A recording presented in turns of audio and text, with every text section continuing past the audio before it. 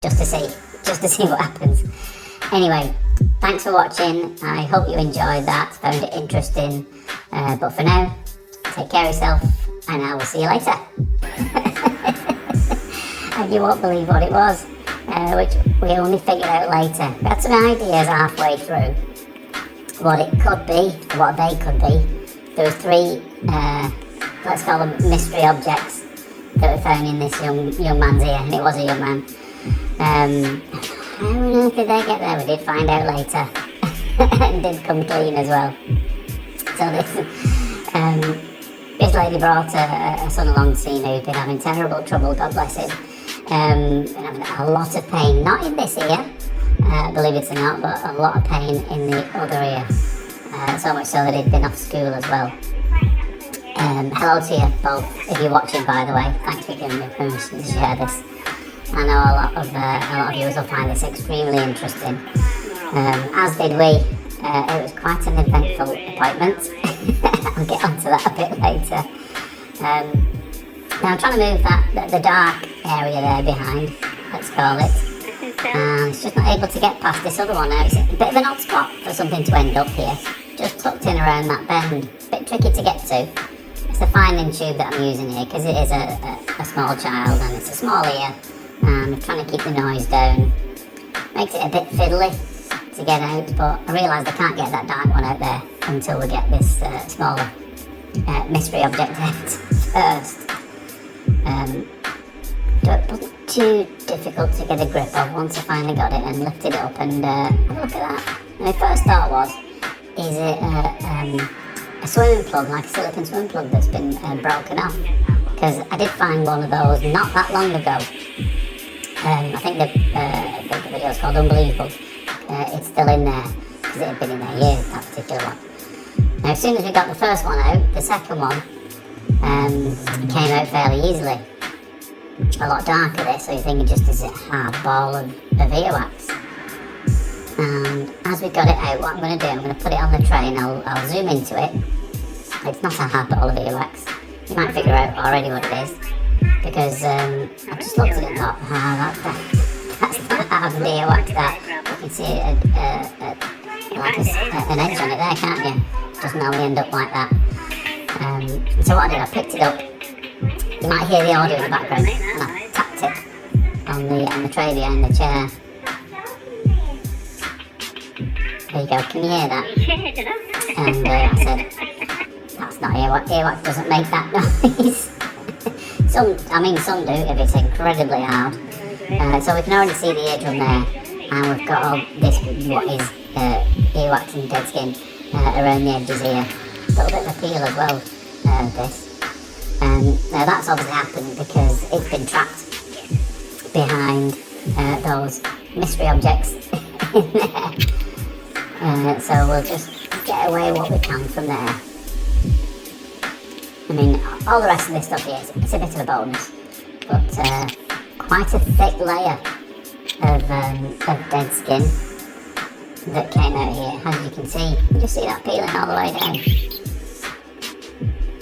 So already the eardrum looked absolutely fine. It didn't in the other one, as you'll see when we come on to that quite shortly. So we'll just have a little bit of a tidy up. Need to leave a little bit of the oily substance there just around the edges. That's there to protect you.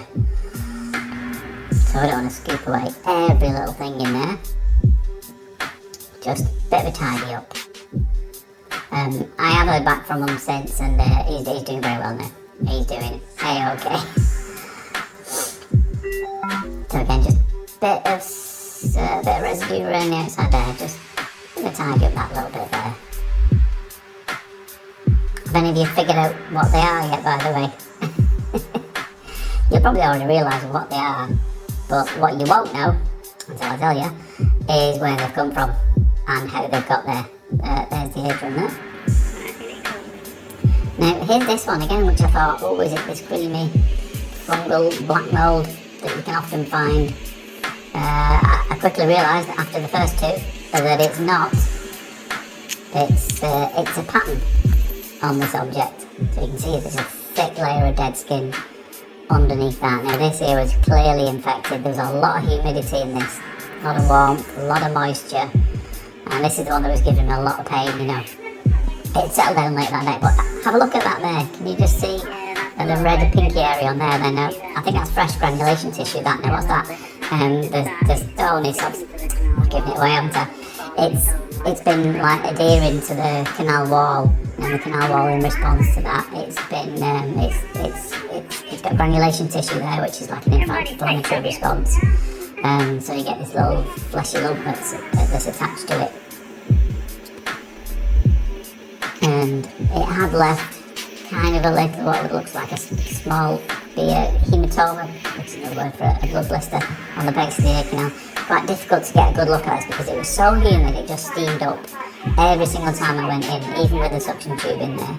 We can just about see it on the base of the ear canal where it's red, very wet and soggy in the distance there, can't you? Now that there was just a little bit of granulation tissue that I think fell off the object on the way out. And I'm just going to go and explore that there. We just want to see what's under that little soggy bit there. And I can see that's the possibly a little bit of a bruise, a little bit of bleeding after that object's been removed. And here they are, all three of them. You figured out what they are yet? That's right, they are stones. And then the first, we figured it out after the first two. And then we had to think, how on earth have they got in there? Where have they come from? How have they got in there?